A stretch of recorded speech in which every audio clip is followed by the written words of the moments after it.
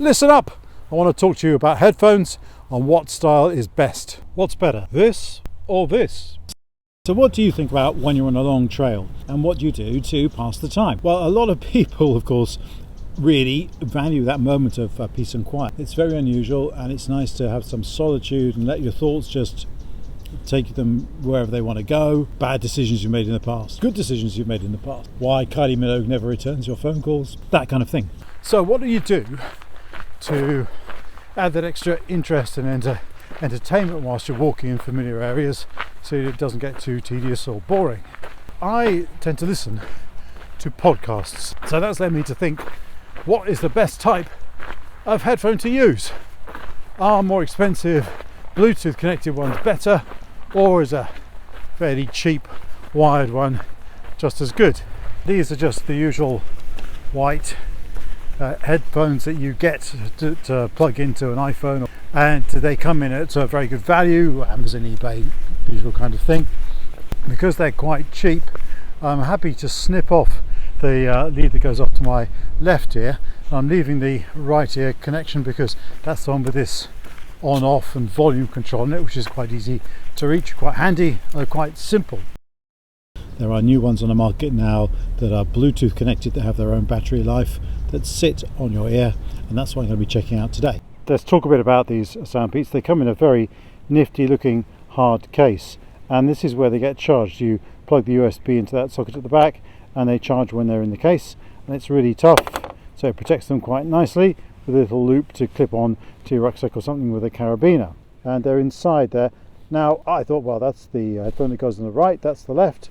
Wrong, they're actually the other way around. So this is the right ear headphone, that's the left, which is a bit counterintuitive. So you can see those are the charging connections in the case, and they link up with these little contacts on the inside. Now this is the area that you tap to pause or increase or decrease the volume or whatever. So you can see when they're inside your ear, they do protrude out into the wind quite a lot. So I'm wearing these SoundPEATS in both ears now, and I have to say the sound quality with them both in is very, very good indeed. It's really rich, catching all the frequencies, particularly good bass. So if I was listening to music, it would certainly be better than the wired cheapies. Now there is a problem though. At the moment I'm up on quite a windy ridge. It's quite exposed all the way around, no shelter, and it's a lovely place to walk, but it's catching quite a stiff breeze, and I'm finding that I'm getting a lot of wind noise, and although the sound quality, so reproduction is good, it's been compromised. It's certainly worse than it is with the wired ones, which sit more snugly within the ear. These, you can see, protrude a bit, and to be honest, they're catching the wind. Now, one thing about having music playing in both ears is that you don't really hear what's going on around you so well, and you're not as aware of the situation and noises and traffic, this kind of thing. And here we have a good example, blooming great tractor with a huge trailer load of muck. Now what happens if you're on a road, the single track road, and a car comes up behind you?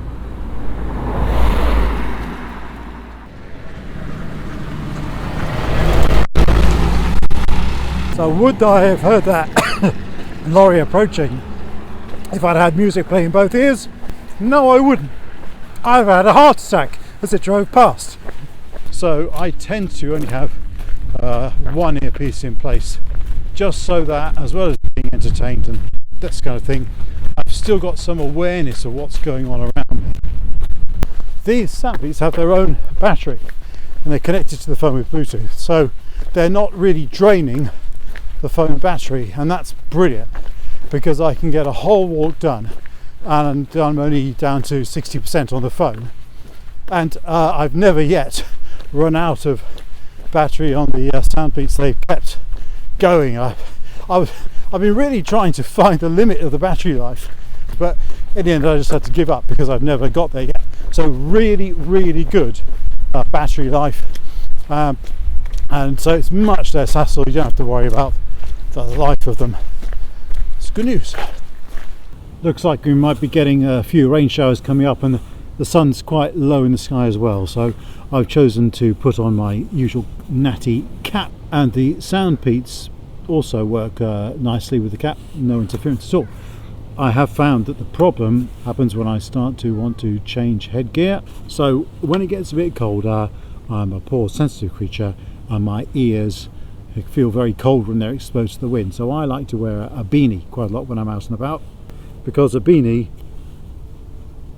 looks devilishly handsome, of course, but it also covers up my ears. But can you see that the bulk of the SoundPEATS headphone is struggling to fit under the beanie, and that sort of is pushing it into my ear, and that's actually quite uncomfortable. When I've got two in as well, it's more than a bit distracting. So in cold weather, the wired headphones are better because they fit better underneath a warm hat. Getting lost. I don't know about you, with the best will in the world, no matter how much I try, my rucksack can get to be a little bit jumbled up at the end of the day, and I don't even want to start to talk about the inside of my tent. So it's very easy to lose things. I do like to listen to podcasts, etc., when I'm in my sleeping bag at night, especially on a winter's night when I'm going to be in the tent for 16 hours or whatever. If you're in your sleeping bag, yeah, they fall out, they get pulled out of your ears, you toss and turn in the night. The long cord that's with this really makes it easier to find it and not get it lost. These, on the other hand, I'm sure would end up in the deepest, darkest depths of my sleeping bag, probably never to be found again until I was drying everything out at the end of the trip. I've already had a problem where I stuck this in a trouser pocket just to look after it at the end of a walk, totally forgot it was there, chucked the trousers into the washing machine, and it was only when the tumble dryer started sort of making a rattling noise that I had this oh my goodness moment, and had to grab them out of the tumble dryer. I have to say that the SoundPEATS survived an hour or two in the washing machine and then a spell in the tumble dryer as well, which I was not expecting, so that was the good news. But I guess that the general point is that these fairly small items, they're a lot easier to lose in your rucksack, in your tent, in your trouser pocket. Well, we've established that being able to listen to something is a great idea when you're on the trail, helps pass the time. We've established that having something in both ears isn't such a good idea, especially when you're road walking. So the more expensive option, the SoundPEATS, has better sound quality and it really helps with the battery life, but it's a lot more bulky, you get a lot more wind noise, it doesn't really fit underneath a hat, and it's much easier to lose. The other option, the wired thing, is much cheaper, it's expendable, fits more snugly into your ear, you get less wind noise, and I find that the cable helps me to find it in a sleeping bag or in a tent or in the bottom of my rucksack. Right, so after all that chat, I hope it's helped you to work out what's best for you. Hope you found the video useful. Subscribe to the channel if you did, and I'll see you next time.